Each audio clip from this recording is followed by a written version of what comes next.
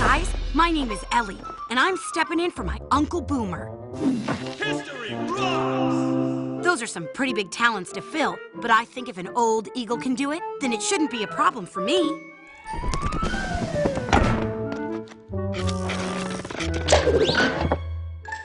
Like most eagles, I like to play sports and stuff, but I also really like learning about American heroes. Helps to make me a better symbol of America if I know something about it. What makes an American hero? My friend Tom says heroes make a lot of money, or gets their face on the cover of a magazine, or wears a cape. But Tom's a turkey, so I don't really understand most of what he says. American heroes are defined by their mind and their actions. To me, an American hero is a person who is devoted to improving this great country and to protecting our Constitution. Want to come with me to a time when Americans laid the foundation of our Constitution? Ah. Yes. Map! This is Massachusetts, one of the original 13 colonies and the place where the British originally settled in what would become America. This is Boston. It's the largest city in the colony and has a large harbor where big ships could anchor, mostly British ships. Water. But right now, I want to take you here. Oops! Up the Charles River to a smaller, rural city called Concord.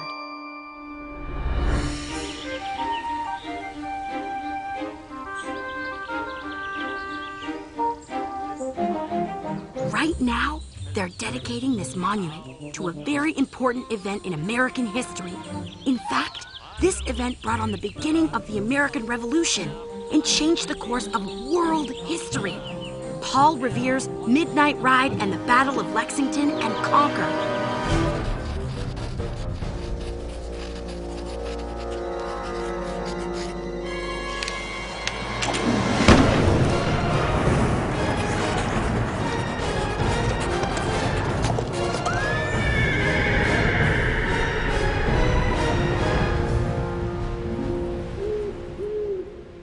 By the rude bridge that arched the flood, their flag to April's breeze unfurled.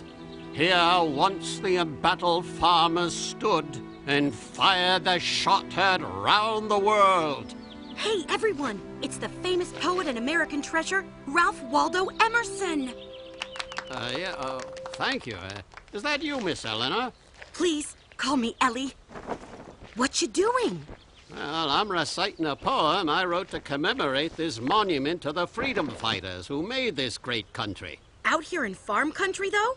I mean, it's a nice monument and all. Ellie, what do you know about Paul Revere? The British are coming! The British are coming! Yeah, that's the fella. But I'm afraid there's more to Mr. Revere's story than 4 simple words. That was 8 words. Now, wasn't there something about gunpowder, too?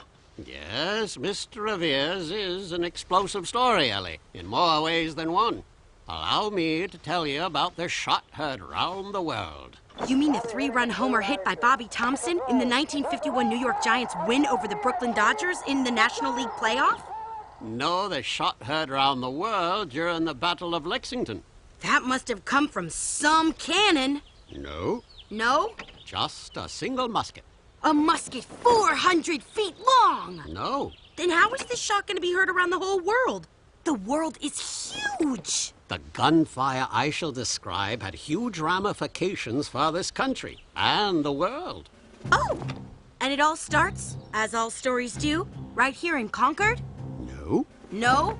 No. It all begins in Boston. Now here it is, Lieutenant Mitchell, the infamous Green Dragon Tavern. Home to rebels, spies, and the famous Sons of Liberty.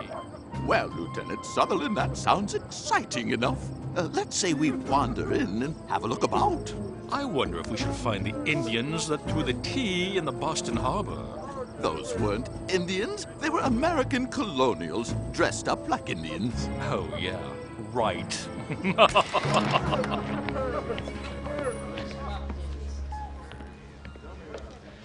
We are ready to defend ourselves for freedom, Dr. Warren.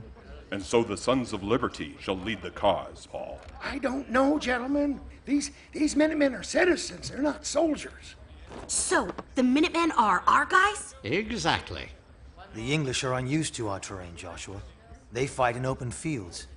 Our Minutemen may be citizens, but they know this land, and they are prepared to fight for it. We'll each do a part, but yours is perhaps the most important.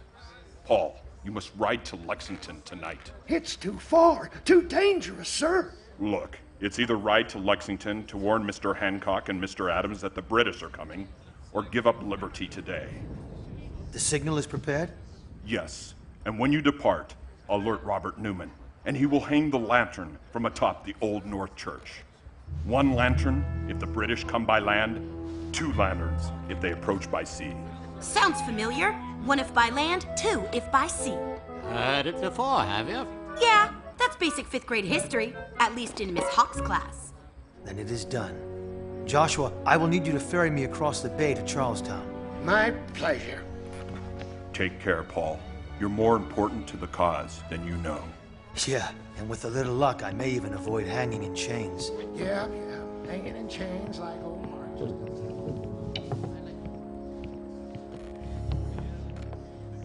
Lieutenant Sutherland, I suppose it is nearly time for our watch. Yes, quite right. Another night protecting the King's empire. Orders from General Gage himself. I heard rumor that the colonials were trying to... The sun is setting. This is a night that will change the course of history. Let's go to the map. Paul is now here in Boston. Go Sox! Sam Adams and John Hancock, the leaders of the colonial revolutionaries, are in Lexington here. Ooh. Ah. It's going to be Paul Revere's job to warn the people about the approach of the British troops and alert Adams and Hancock.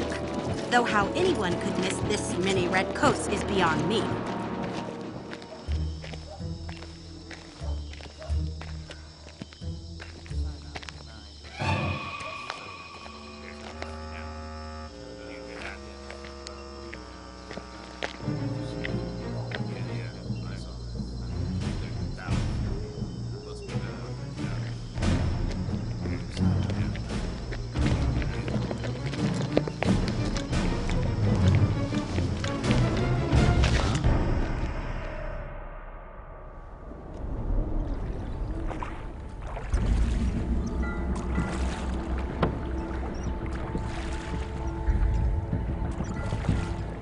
Is it a mammal?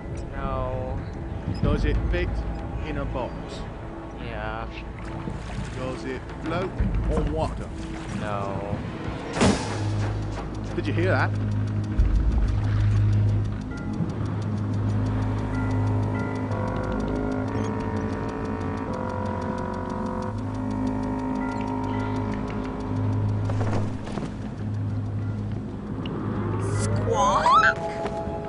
Balderdash.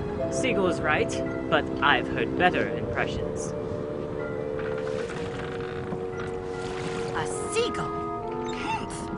Oh well. You're welcome, Paul Revere. All present and accounted for, Major Pitcairn. Sir?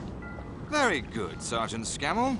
I do believe that if I drew my sword but half out of my scabbard, the whole banditti of Massachusetts Bay would flee before me. Banditti. God save the king. I'm funny. The Sons of Liberty are certainly going to be surprised tonight. Yes, if all goes well, this nasty American disturbance will be brought to an end by tomorrow morning, and we will be sailing back to London by the end of the week. And by extension, to our ladies. Ah, indeed. Quite right. What?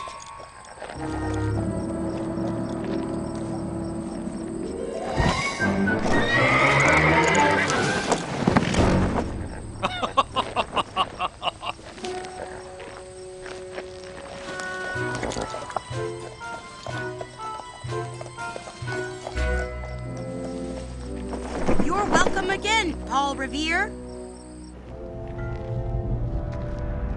Forward march. And not a sound.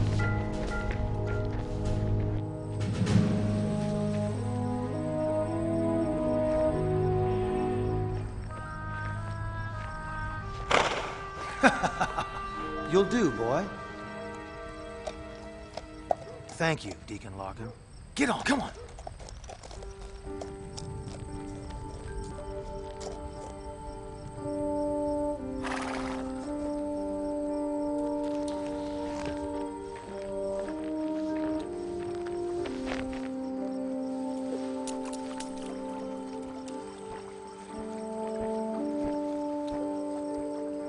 It's gotta be one, right? Are they coming by land? I really haven't been paying attention. Well, what you lack in attention, you more than make up for in impatience. Yep. Really? By boat? That was my second guess. Well done, gentlemen. And as they go up the river, I shall go by land. Come on! Here we are in Charlestown. Now, the British have been waiting in Boston Common here, and have decided to go across the Charles River and march to Lexington that way. So, Paul Revere is going the other way, riding hard up Boston Neck. His first stop will be in the town of Medford, here, to see the captain of the Minutemen. Massachusetts isn't a big state, but there's a lot of ground.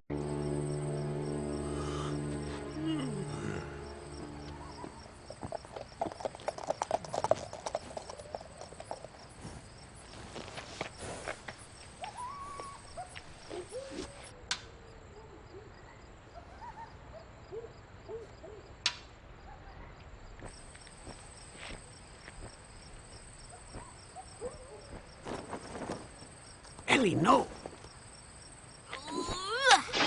Oops. What the? What is the meaning of this? He's gonna say it. Yeah. Captain, it's the British. The British are coming! Tell him! Yes, the British. Yeah, well, what of them?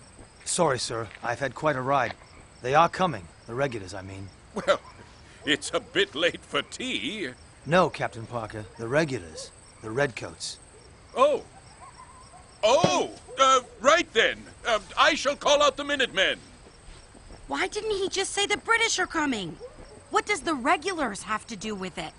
Well, remember back then, most of the people consider themselves British, so... So, Paul Revere probably wasn't shouting the British are coming? No, it's more likely he was warning the people that the regulars were coming. The British soldiers were known as regulars, as redcoats, and were sometimes even called lobsterbacks. Huh, cool. Ride, Mr. Revere. Warn the people that the regulars are coming. The regulars are coming! Awake! Awake! The regulars are coming!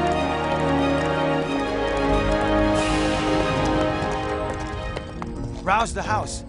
That we will not. Orders have been given not to disturb the people within. They shall be disturbed enough before long. The regulars are coming. For tea? Yes. Who is it? I wish to see Mr. Hancock. Paul Revere? The regulars are coming. What? You don't say. The British have left Boston and are on their way. They've come to capture the munitions, as well as you gentlemen. They mean to capture us? They mean to hang you by the neck. I'll get my sword and my pistol, and we'll join the Minutemen. Mr. Hancock, you have more important work to do. Dawes, we cannot stop here. You and I must ride on to Concord. This here is Lexington, where Paul is now. Here is Concord.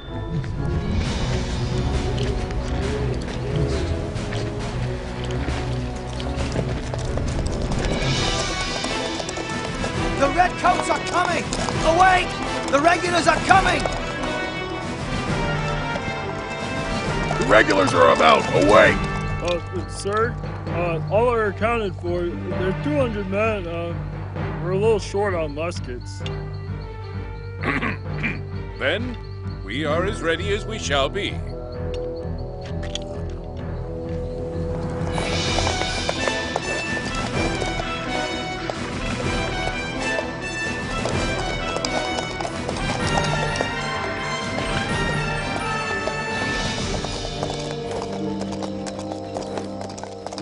You should take heed, sir, for the Redcoats are coming and have likely fixed themselves on these roads leading to Concord.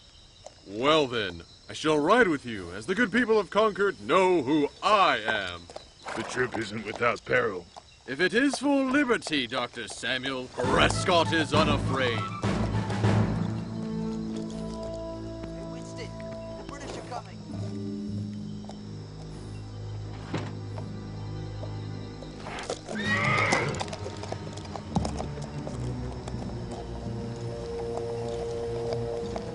Aha! I believe we saw you earlier this evening. Off! Dismount now!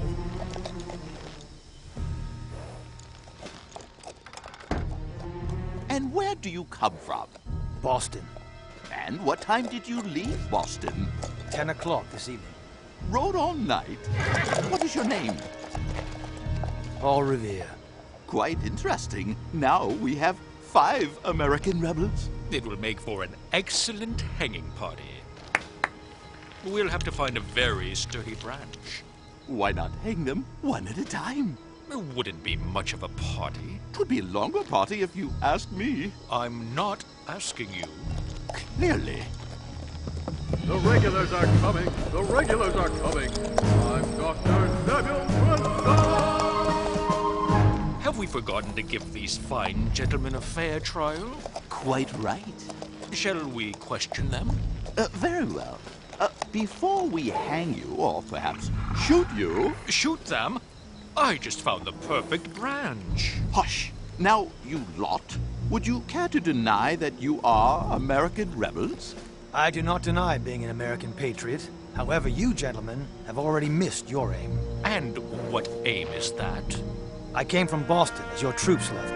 And if I had not known that messengers were out in time enough to carry the news for 50 miles, you would have not stopped me without a shot. You lie! The bells are ringing, and you gentlemen will soon be dead. A turn of events. And? And we are a long way from our brothers in arms. What say we make haste back to Lexington? Sure, sure. Colonel Smith should be arriving soon. And it's not such a good branch after all, now that I get a second look at it. No, certainly not.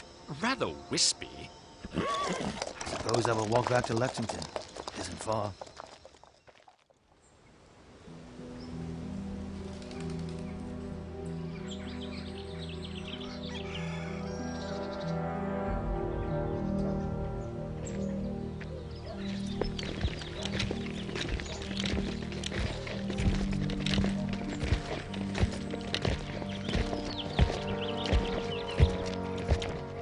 After crossing the river by boat, the British march all night to get here, hoping to seize the munitions and supplies from the Minutemen. And lucky for Paul, all the commotion has scared the soldiers holding him captive, so he got away. Yeah, and I believe he's headed back here to Lexington on foot. Captain Parker, the British, they're entering the town. There's about, 70 men still here. Form them. Form the men? Sir, we have 70. They have 700. Form the men. Yes, sir. Gentlemen, gather into formation. The British are here. Let's greet them properly.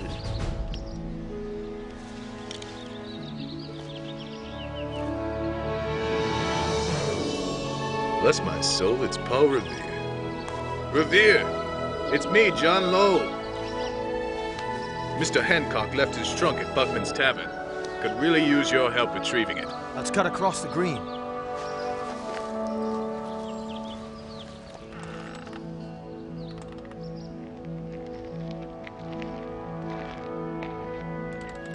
Revere, I've found Hancock's trunk. Please, give me a hand.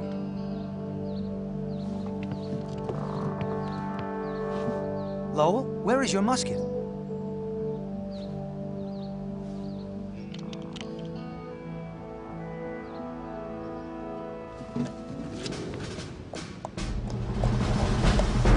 Disperse, you villains! Lay down your arms, you rebels, and disperse! We will disperse, but we will not give up our weapons. Sergeant Scammell? Firing position. Present arms. This is it. The shot heard round the world. But it's about to happen. Who fires it? That guy? That one? You will give up your arms. Major, we will disperse, but we will not give up our weapons. Do not fire unless fired on. But if they mean to have a war, let it begin here. Take aim. Gentlemen, we are outnumbered.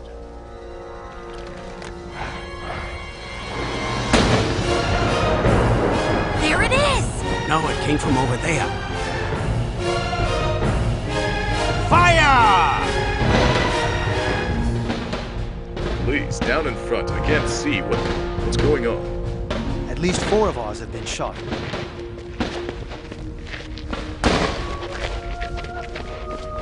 Cease fire, Scammell! Cease fire!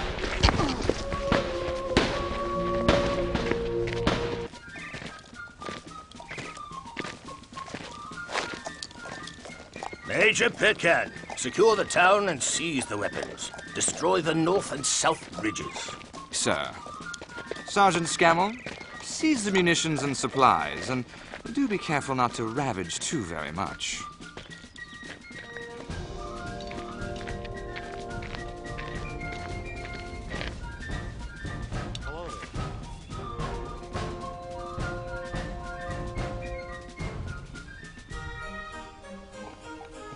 The rebels are just simple farmers and woodsmen, and so inept. Nearly takes the fun out of fighting. I hope I shall stir the Yankee blood so before night. Yankee blood, I like that. Delightful. Colonel Smith, the rebels have managed to gather a large force on the far side of the North Bridge. Well then, I shall meander there myself and trample them yet again.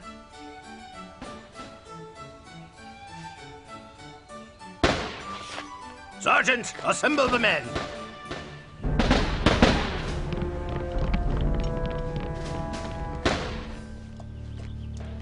Sir, the rebels pushed us off the bridge. Surely the officers can rally the troops forward. Sir, they've shot most of the officers. How has a handful of farmers accomplished this? They rally from all corners of the countryside.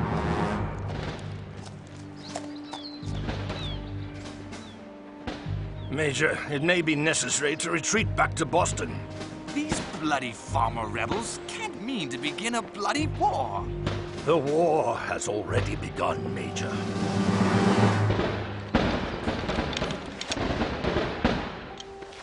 Shall we make a run for it, mate? You daft man! They'll make cheese of us, that full of holes short that the Swiss eat. That'll be us! Oh, our fair British women back home wouldn't much fancy us. Were we shot full of holes, would they? Oh, likely no, mate, likely no. Do you reckon they've surrendered? We did rather have them on the ropes, didn't we? Care to see? No, after you. Please, you poke your head over. I insist. Oh, I couldn't. Toss for it? Heads for me, so I can keep mine. Heads it is, mate. Give her a look. What do you see, mate? Have the bloody Americans surrendered? I do not think we're winning, mate.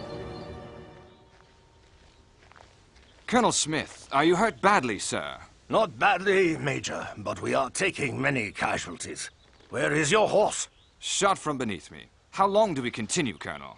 Major Pitcairn, I would surrender immediately, if only I could find someone of sufficient rank to whom I could offer my sword. Oh, bother.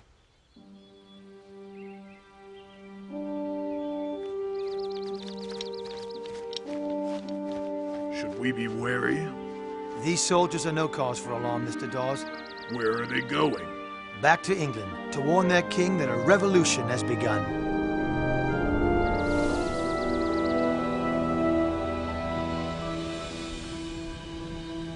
By the rude bridge that arched the flood, their flag to April's breeze unfurled.